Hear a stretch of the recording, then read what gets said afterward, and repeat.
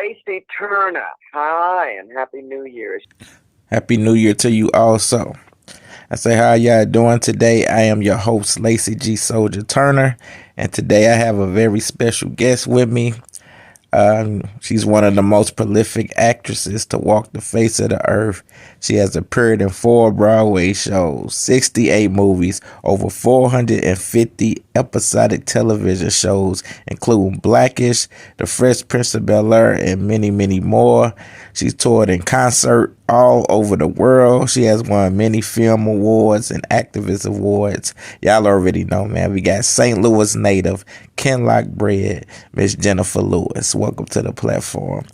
My first question I have for you. I know you were born and raised in our hometown of St. Louis, Missouri, from the Kenlock neighborhood. Can you tell the people about Kenlock for the people that don't know? Kenlock, it was an all-black self-governed township. It was at one time the largest all-black township in America, population 3,000. I think those statistics are right, but you'll check me out. And also, we were poor, but, being the baby of the family, I didn't really know we were poor. So we lived in like an all-black Peyton Place. And Peyton Place was a show on television where everything seemed to be just fine with everybody. You know what I mean? It was a white world, but ours was black. And the television was shit back then. None of us were really represented, but we got what we got, and I don't complain or regret too much about this life because everything made you who you are right now, and God knows I like myself. I like what I've become, and I love life. So, could I tell you there are things I regret?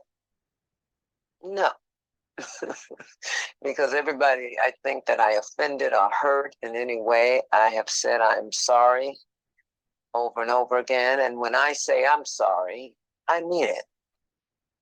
And but we all know there's always a two-way street now, don't we?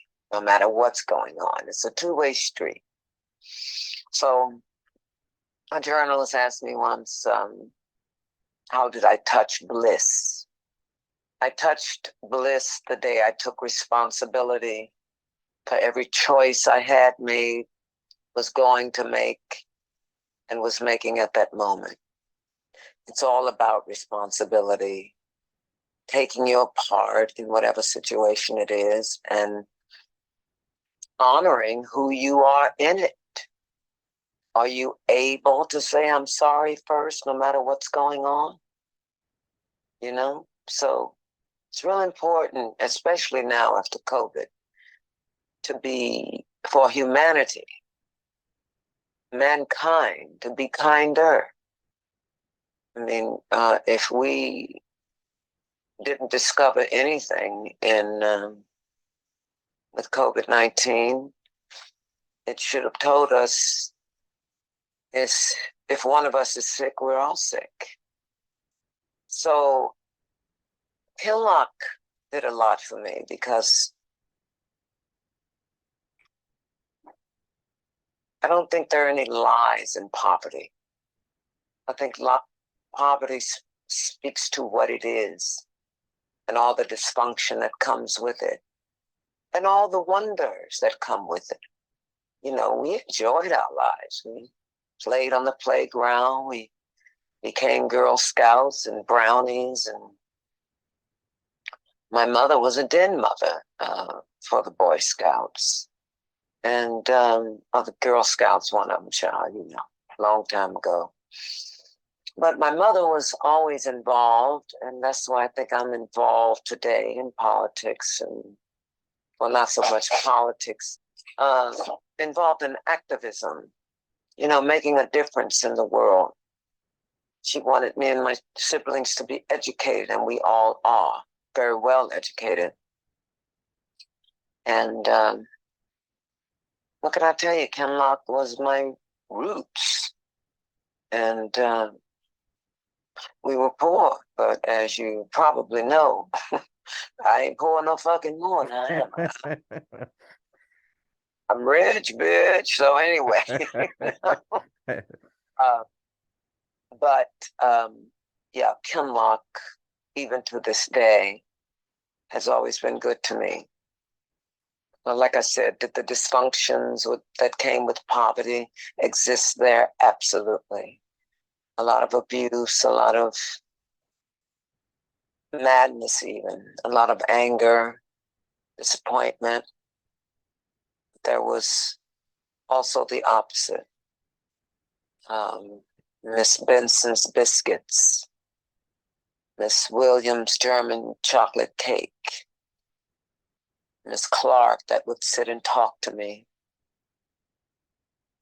and Miss Vera that let me sing my first solo in church, Miss Ship, librarian.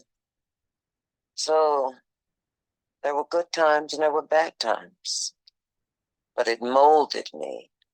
I found out I was a leader in high school when I became president of my class and captain of the cheerleading squad and, you know, the soloist in church. I was always number one. And of course, grew up bipolar disorder, and with bipolar disorder and not knowing I was, because people didn't quite know what it was back then. But I tell people it worked for me and it worked against me. The mania served me on stage, but the depression rarely served me. So, you know, you keep it moving. One thing my mother never did, she gave up, but she never quit. So yes, I've given up many times in my career and life, but I didn't quit. And that is, of course, who I am today. An advocate for mental illness, an advocate for AIDS research, an advocate for a cure for breast cancer. I'm involved in the world. I was never one to watch life. I live out loud. I always have. And I love being alive, baby. I love being alive because I am involved. At the beginning of COVID, my 5-year-old nephew overheard us talking because, of course, everybody was contemplating their death when we didn't know what this thing was. He came running over. He said, "Auntie, you're not afraid to die?" I said, "No, baby, I'm not." He said, "Why?" I said, "Because I've lived." As simple as that. You know, I tell people with what's going on in the world now, from climate change to assholes down south holding torches, screaming, "The Jews will not replace us," to driving their cars into protests, from shooting up concerts and theaters and gay clubs and schools, etc., etc. With all that's going on in the world, it's all right to be scared. We're all scared. I'm scared. But you must be unafraid. Your foot forward into fighting for justice has to be uncompromising. We all have to pick up the flag and continue whatever flag you're serving at that point or at any given time, even if it's your underwear. You understand? Serve the moment. Yes. Be in the moment of life and laugh more than you cry, and you'll find your way. You lose that sense of humor, you're fucked. So laugh at shit, even when it ain't funny. I know I'll be like, "Bitch, please," and I just start laughing, you know. How did you feel about the Ferguson situation? And so, how did I feel about the Ferguson situation? Well, you know, Kenlock sits on the border of Ferguson, so I tell this story often that Ferguson had a movie theater and we didn't, so I'd sneak over there and get my popcorn for 25 cents and imagine myself on the silver screen, and now 68 movies later. So fuck racism is what I say. I said it then. Right. I maybe didn't say it like that, but I certainly didn't let anybody stop me from walking down the street. I would give them the finger. It's fucked with.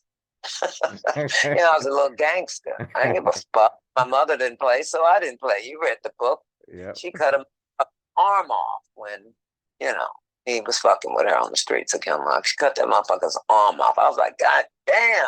I think I was 9 years old. I was like, oh, shit. So, yeah, will I cut a bitch arm off? Yes, I will. And then, of course, I'll run.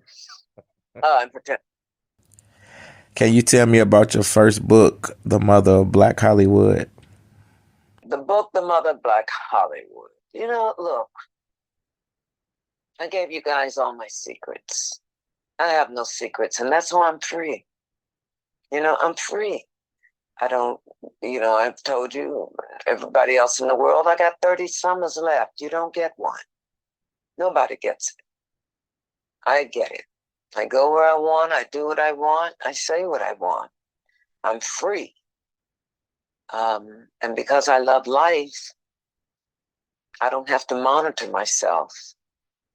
Most of the time I open my mouth, I'm focused on making it a better world, helping someone if I can, knowing all along that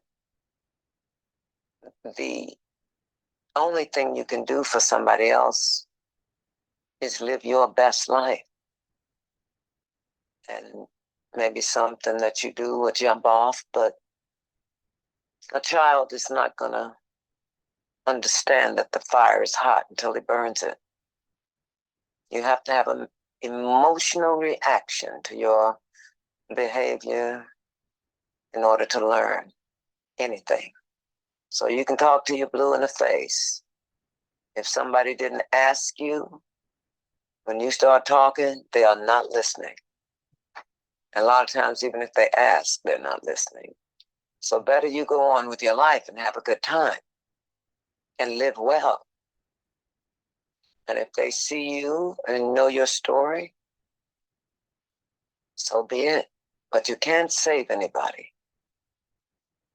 You cannot, and we try every day to change somebody. You can't.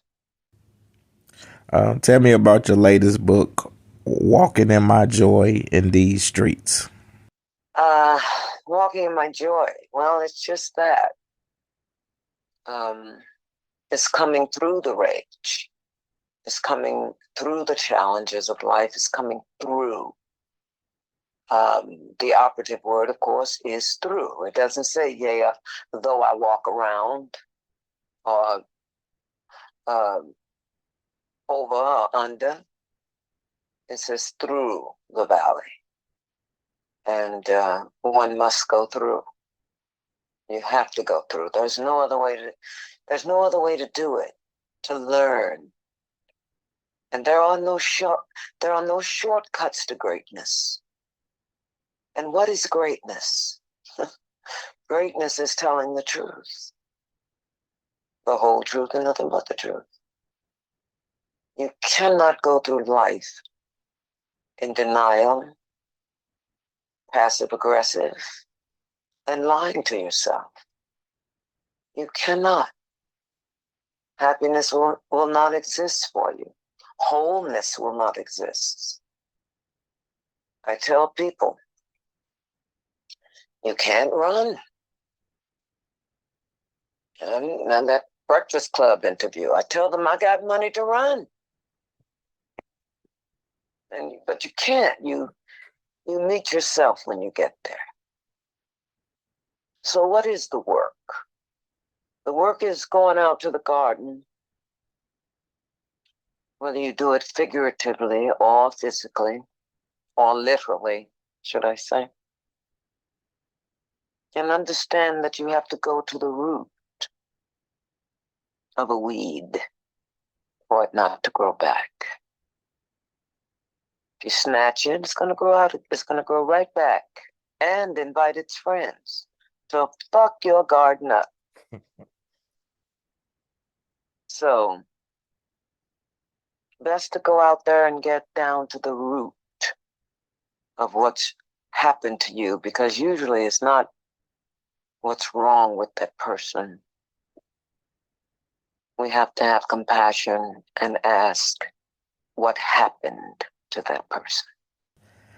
Okay, Miss Jenifer Lewis, I heard that you are working on your third book. Can you give me a little insight on it, and what will it be about? Yes, I am working on my third book. It's hard to tell you about it because I'm still kind of throwing it around in my head. But I will confess more secrets. Not so much secrets, it's just things I have not shared yet with the world.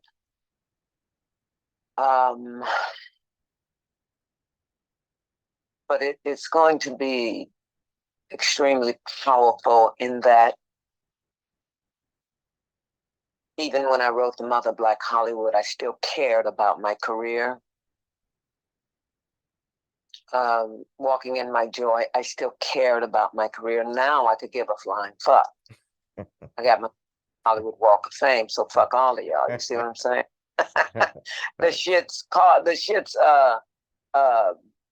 planted in marble now. So there it is. And even if I hadn't gotten it, I know who I am. I know I'm a star, darling. But the day I became a star, a true star, is when I realized everybody is a star. You see, that's when you know you're whole.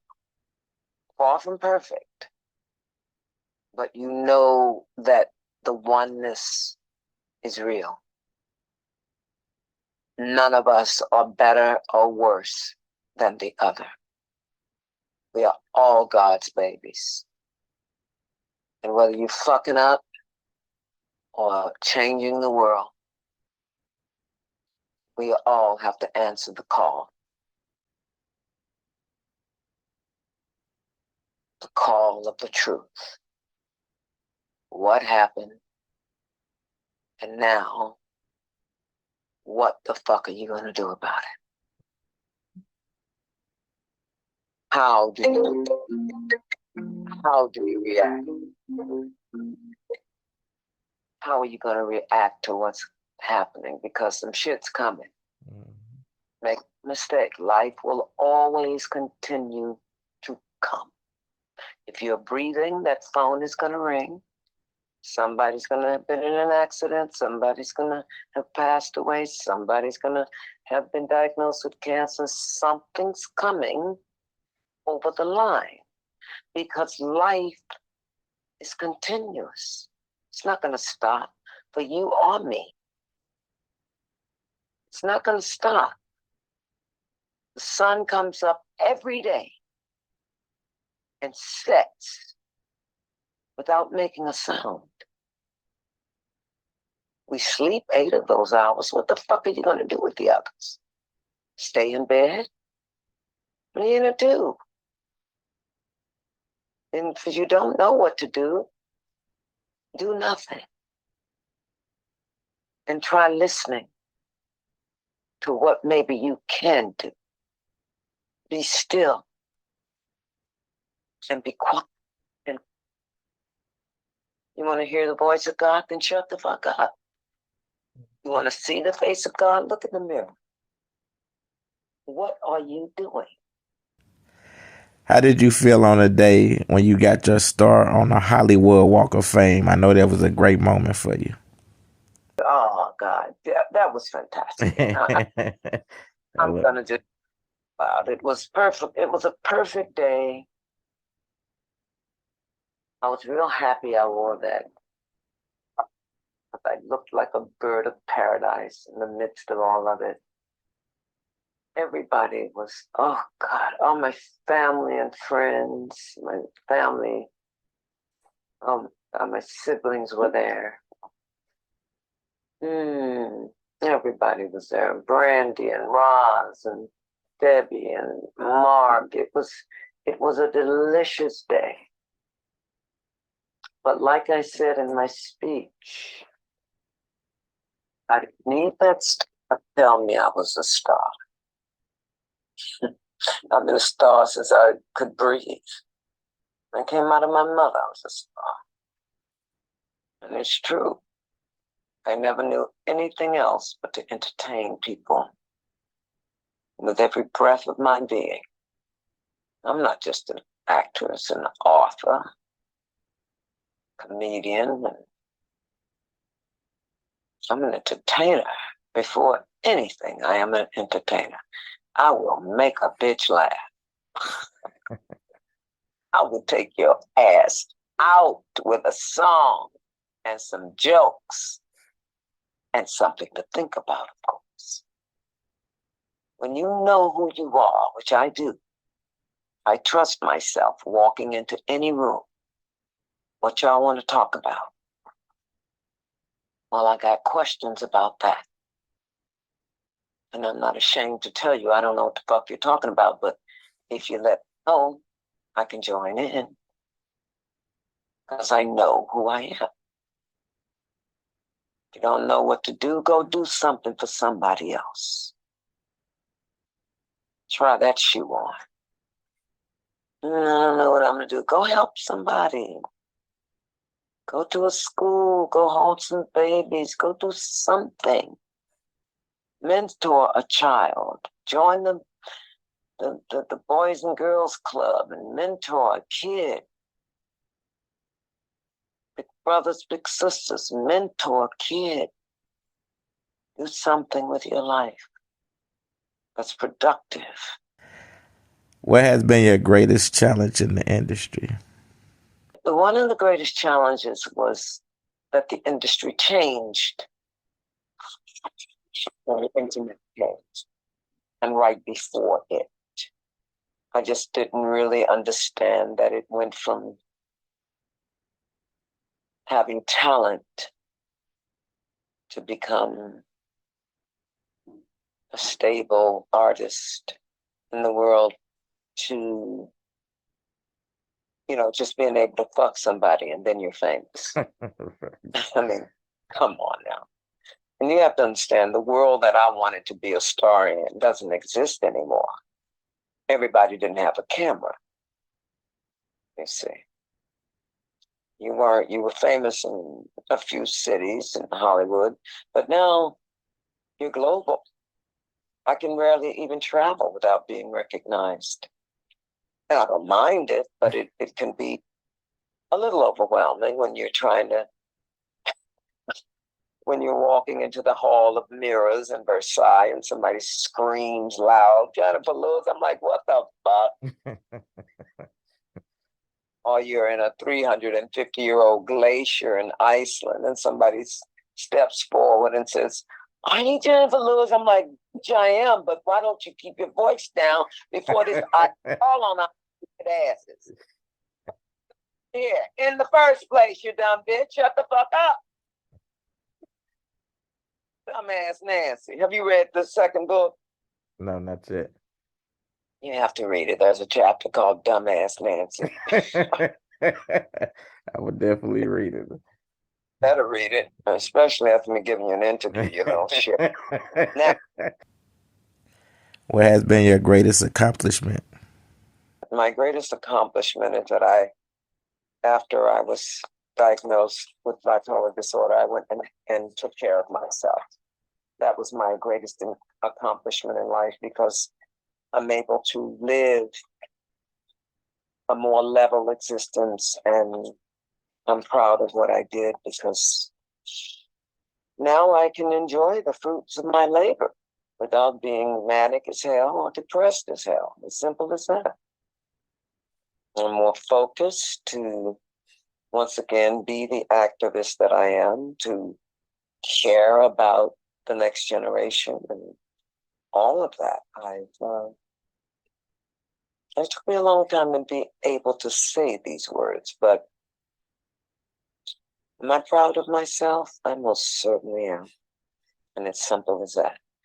Because I feel like Yeah. I feel like after all the work, I won. I remember my therapist years ago said, it's not about winning or losing. But with show business, oh, yes, it is. To me, one. Now, have they given me all the awards? No. But the awards in my house are the ones that mean more to me than anything, than any Emmy, Tony, Grammy, or Oscar. The trophies in my house are for my activism. And they're huge trophies. You know, everyone from book of the year and you know, 2-page spreads in the New York Times and oh, I don't know. The press has always loved me. Yeah, I was a meteorite. You couldn't fucking touch me, man. You know why? When I'm on the red carpet, I don't care who else is on there because I know that nobody on that carpet has gotten an electrifying standing ovation at Carnegie Hall for singing one song. So there. Nobody on that carpet has done 4 Broadway shows, 68 movies, 450 episodic television shows, and toured in concert all over the world. Not one bitch on that carpet. Talk your stuff, Jenifer Lewis. Thank you. They cannot say that. They can't. There's been no one to rival. That's what I did and enjoyed doing it. See, I have always loved what I do. Even when I was depressed and shit, I was still, baby, I got up. I was like, bitch, you can get drunk if you want, but you will be in that acting class tomorrow. Right. You see, you can fuck as many men as you want tonight, but you will be in movement class tomorrow. You will go to your dance class, you will do the work because we were trained to do that. You know, there was no frivolity and non-focusing. You had to be the best back then. That was a code of standard, if I'm saying that right. You had to be a triple threat, like Judy and Sammy and the likes of all of them. We had greatness to look up to. Now all you got to do is do your brows and as lashes and take a selfie. Mm-hmm. That's what the world has come to. Do you have anything coming up that you want to promote? Not really. I'm taking a break. I'm vacationing all over the world. After 8 years on Black, it's just time to get the fuck on. You know what I mean? Yeah. And once again, enjoy the fruits of my labor. The series, I Love That For You, has not been announced yet, whether it's been picked up, but I have a plan B, so I'm not worried about that either. After you've done 8 years on network TV, you know, you don't, there's not much you have to worry about after that when you're in syndication, you know what I mean? Yes. So I'm grateful for that. And, you know, I did my part and I loved doing it and I entertained a lot of people. When it is all said and done and you are long gone from this earth, what is it that you want the people to know about Jenifer Lewis? Just say I cared. I cared and I did something about that. I love, I got to do what I love to do. I did it well. I never gave 100%. I gave 2,000. It's just the way I roll. And let me just say that I cared. And that there's a song called Nina cried power. I'm talking about named Simone. I could like somebody to say that also. Jenifer cried power. And I used it. And I gave it everything. That's basically it. Yeah. I left my legacy. I wrote 2 books. I worked in show business. Something I love to do all my life. I have no regrets, actually. Not one. Like I said, whatever I did, I said I was sorry. I made amends. And there you have it. Ain't no shame in my game, baby. You know that. You got St. Louis. St. Louis woman. Yeah. I want Show me. I want to thank you again, Miss Jenifer Lewis. I graduated from Webster with I got my bachelor's in film production, and your speech I still remember to this day. You was like, the elevator to success is broke, take the stairs. It's when your heart is hit that you mustn't quit and love yourself, so love won't be a stranger when it comes.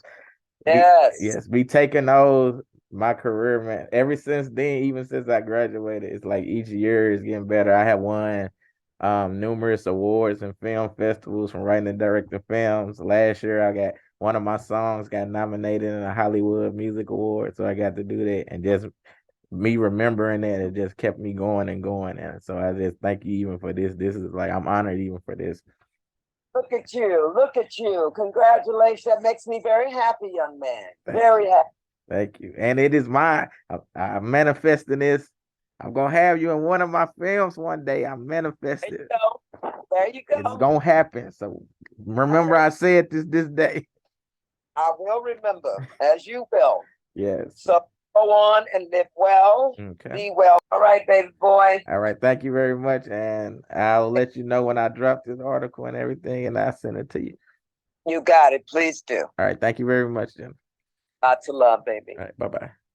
Bye-bye.